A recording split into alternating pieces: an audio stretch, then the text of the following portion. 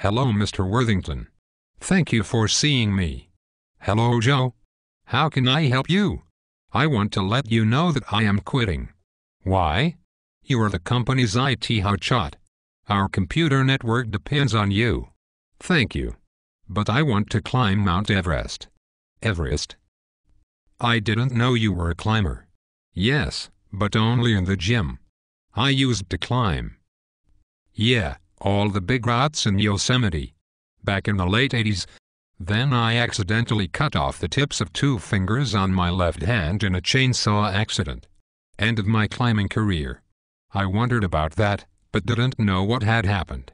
No biggie, but it makes texting and using the Kindle a real pain. But why Everest? Why not a mountain cheaper and easier to scale? Why not start with Kilimanjaro? It's more like a tough hike for a few days. The porters carry everything. And it still has snow at the top. At least for a few more years. You might get a throbbing headache at altitude, but that's about it for any real discomfort. I have always dreamed about someday standing on top of the world. The only place that can happen is on Everest. I even named my cat Sir Edmund Hillary. And who will take care of the cat when you are gone? Either my ex-girlfriend, or I will leave Sir Edmund with an animal shelter. What about the cost? Are you ready to spend $30,000 on gear, permits, and travel? I have savings and money from my uncle who recently passed away in a hang gliding accident.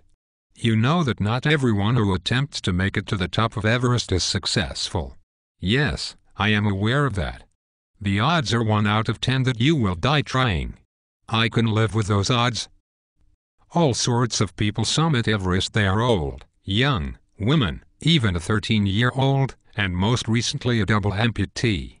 I heard about that guy.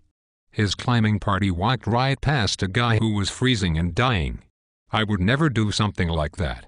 Would you share your limited bottle oxygen with him? Absolutely. And if it ruined your chances of making it to the top? Sure. Yes. You'll see. Being generous and concerned for a dying mountaineer is one thing at sea level. But at 28,000 feet, you got other more pressing concerns. Like legs that can barely move, a brain that can barely think, lungs that can barely breathe. I feel that I am up for the physical challenge. As well as your Sherpas. Them too. Have you read Into Thin Air? Not yet. But now that there is 3G cell phone service on Everest, I plan to tweet my climb. All I can say then is good luck. On your way out, please see Betsy in Human Resources and update your next of kin references for our 401k files. It's been a pleasure having you work here. Mount Everest. I will be there. Soon. I hope.